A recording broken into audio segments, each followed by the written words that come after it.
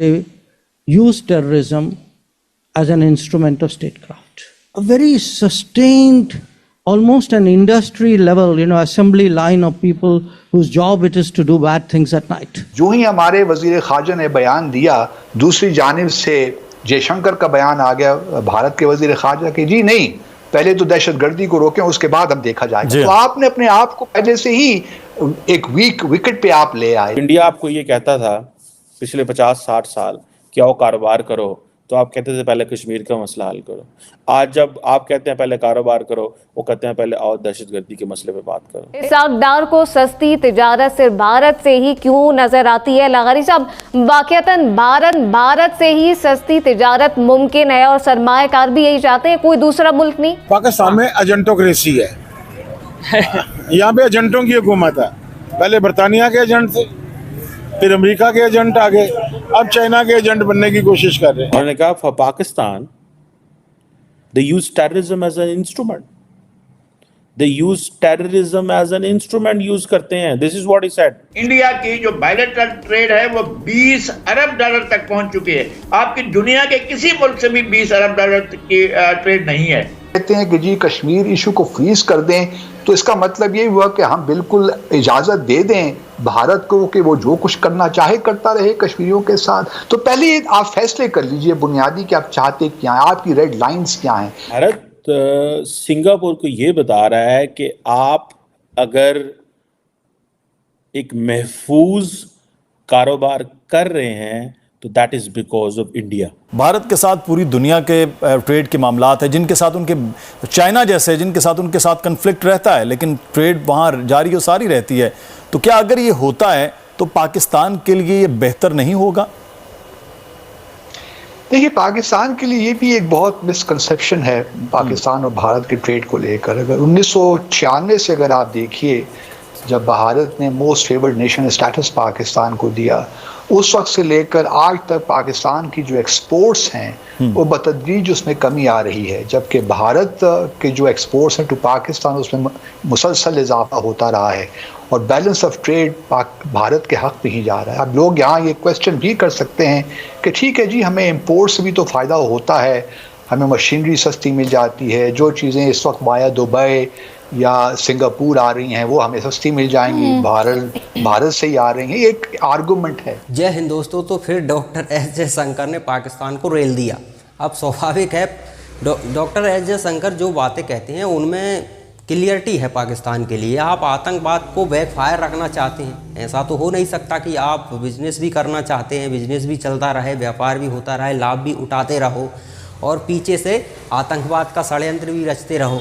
तो ये दोहरा चरित्र अब नहीं चलेगा। एक समय था जब पाकिस्तान ये दोनों काम करता था और भारत में निकम्मी सरकारें हुआ करती थी, वो ये सब देखती रहती थी, उनमें कुछ इस तरह की क्षमताएं नहीं थी कि वो इस तरह के एक्शन ले सकें। लेकिन आज वक्त बदल चुका है, पाकिस्तान को आज उसकी औकात दिखाई जा रही है और वो भी वर्ल्ड फोरम में। स्वाभाविक है, अभी आपको याद होगा कि इनके एक मिनिस्टर का वीडियो आया था, वो बोल रहे थे कि भैया हमारे व्यापारी चाहते हैं भारत के साथ व्यापार फिर से स्टार्ट होने चाहिए। हालांकि व्यापार इन्होंने ही बंद किए थे, हमने बंद नहीं किए थे, लेकिन अब स्टार्ट होंगे नहीं होंगे वो भारत पर डिपेंड करता है। भारत को ज़रूरत नहीं है, क्योंकि व्यापार स्टार्ट होने से तो लाभ इनको होने वाला है, हमें तो लाभ होगा नहीं। क्योंकि स्वाभाविक है जो चीज़ें ये 250 की खरीद रहे हैं वो ये फिर 25 रुपये की खरीदेंगे, तो इनको लाभ होगा और इनकी स्थिति अगर सुधरेगी तो फिर ये आतंकी फिर से तैयार करेंगे। तो हमें ज़्यादा नुकसान है, फ़ायदा इन्हें है, नुकसान हमें है। तो वही बात उन्होंने कही है कि पहले आप आतंकवाद को तो बंद कीजिए, उसके बाद बात करेंगे, फिर बात होगी। ऐसा नहीं है कि व्यापार हो जाएगा। पहले आतंकवाद जितने भी आपके यहाँ ये टेररिस्ट आपने पाल रखे हैं जिन्होंने भारत को जख्म दिया, सभी को भारत के हवाले कीजिए, उसके बाद डिसाइड करेंगे क्या करना है क्या नहीं करना।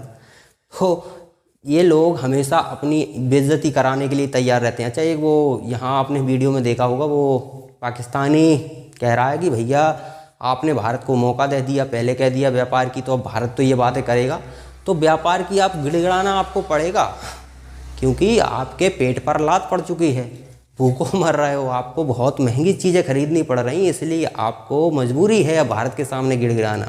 उसको मज़ा नहीं आ रहा था मंत्री को, वो गिड़गिड़ाया है, उसकी मजबूरी उसको गिड़गिड़ाने पर मजबूर कर दिया। जिनसे फंडिंग ले रहा है, जिन व्यापारियों से, उन्होंने दबाव डाला है कि भैया कुछ करो वरना हम तो बर्बाद हो रहे हैं। भारत के साथ व्यापार स्टार्ट करवाओ, लेकिन ये भारत के हाथ में नहीं है। ये तो आपके हाथ में है। आतंकवाद को ख़त्म करो, जितने भी टेररिस्ट हैं उनको हमको सौंपो, उसके बाद डिसाइड करेंगे। ये भारत के हाथ में है ही नहीं, क्योंकि भारत की सरकार चाहेगी भी ना, अगर एक बयान भी दे दे कि पाकिस्तान के साथ व्यापार स्टार्ट करने के बारे में हम सोच रहे हैं, तो भारत में सुनामी आ जाएगी, ट्रेंड करने लगेगा ट्विटर पर, सरकारें बदल जाएंगी। यहाँ पर वहाँ पाकिस्तान नहीं है कि आर्मी आई किसी को भी बना दिया, यहाँ पर जनता डिसाइड करती है। तो उस भ्रम में ही मत रहो आप। आपने जितने ज़ख्म दिए उस हिसाब से अब आप चाहते हो कि भारत ज़ख्म भी खाता रहे और आपसे व्यापार भी करता रहे, आपको मुनाफा भी पहुँचाता रहे, तो ये अब संभव नहीं है। तो चलिए पाकिस्तान का मीडिया और किस हिसाब से रोना रोता है इस मुद्दे पर, वो देखते हैं। आज हम कह रहे हैं कि हम इंडिया के साथ ट्रेड करना चाहते हैं। क्या इंडिया आपसे ट्रेड करना चाहता है? आपने इस चीज़ को रियलाइज़ किया है कि इंडिया आपसे ट्रेड करना चाहता है कि नहीं करना चाहता? आप अपने घर में आप क्या समझते हैं कि इंडिया जो कि $125 अरब की ट्रेड चाइना के साथ कर रहा है, एंड इवन ट्रेड भी कर रहा है एंड लड़ाई भी कर रहा है, आप क्या समझते हैं वो आपके साथ ट्रेड करेंगे? क्यों करेंगे भाई? आपके साथ ट्रेड करने का क्या मीनिंग है? देखिए, पाकिस्तान की एक बड़ी ट्रबल्ड हिस्ट्री है with India, and India has a troubled history with Pakistan. ये कोई आसान काम नहीं है।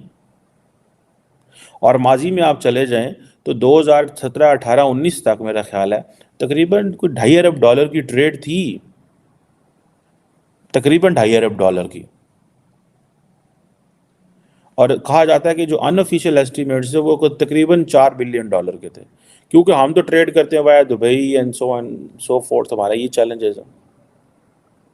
अब हमारा क्या है, हम ट्रेड कर सकते हैं अगर फॉर अ मोमेंट आप पॉलिटिकल चीज़ों को देख लें, साइड पे कर दें, ब्यूरोक्रेटिक इश्यूज, ट्रांसपोर्ट के इश्यूज, रोड कनेक्टिविटी के इश्यूज, लॉजिस्टिक्स फैसिलिटेशन, इस तरह के इश्यूज, ठीक है जनाब, ये इतने को बीच में आएंगे कि आपकी सोच है।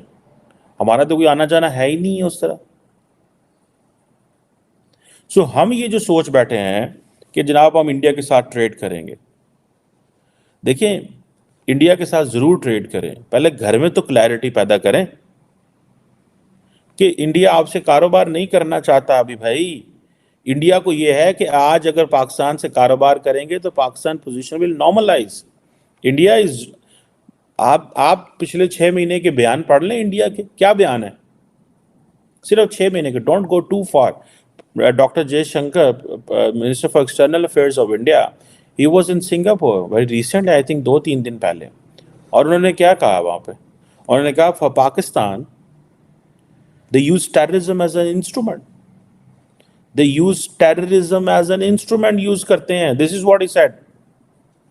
तो मुझे ये बताएं कि अगर हम टेररिज्म को एज एन इंस्ट्रूमेंट यूज कर रहे हैं, this is what doctor Jaishankar वो कह रहा है, आप कैसे टेबल पे बैठेंगे? आप अमित शाह साहब को देखें, वो क्या कहते हैं, वो कहते हैं आज़ाद कश्मीर भी लेंगे। राजनाथ सिंह साहब को देखें, वो क्या कहते हैं, वो कहते हैं हम कश्मीर पे हमला करेंगे, गिलगित भी लेंगे। मतलब इस तरह के उन्होंने बहुत सारी स्टेटमेंट्स कही हुई हैं।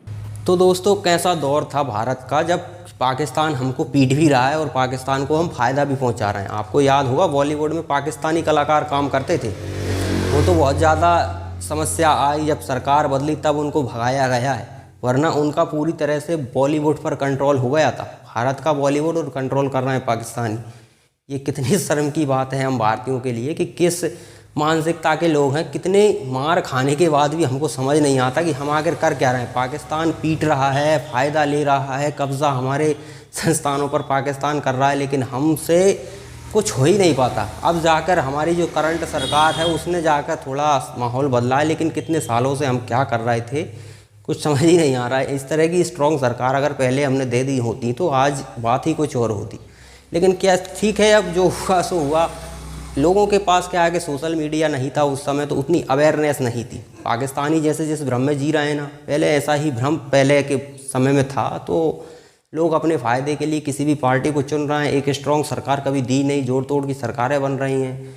किसी को अपीजमेंट करना है, किसी को कुछ करना है, तो उस चक्कर में पाकिस्तान पर कभी कार्रवाई करती ही नहीं थी। सेना हमेशा तैयार थी। सेना के बारे में आप नहीं कह सकते, सेना तो स्ट्रॉन्ग जवाब देने के लिए हमेशा तैयार थी, लेकिन स्ट्रॉन्ग जवाब देने के लिए उसको परमिशन तो मिले। परमिशन वो देंगे जो अपीजमेंट में फंसे हुए हैं तो वो परमिशन क्या ही देंगे। लेकिन अब समय बदल गया है, चल दे रहा है दुरुस्त है, लेकिन अब हमें बदलना नहीं चाहिए।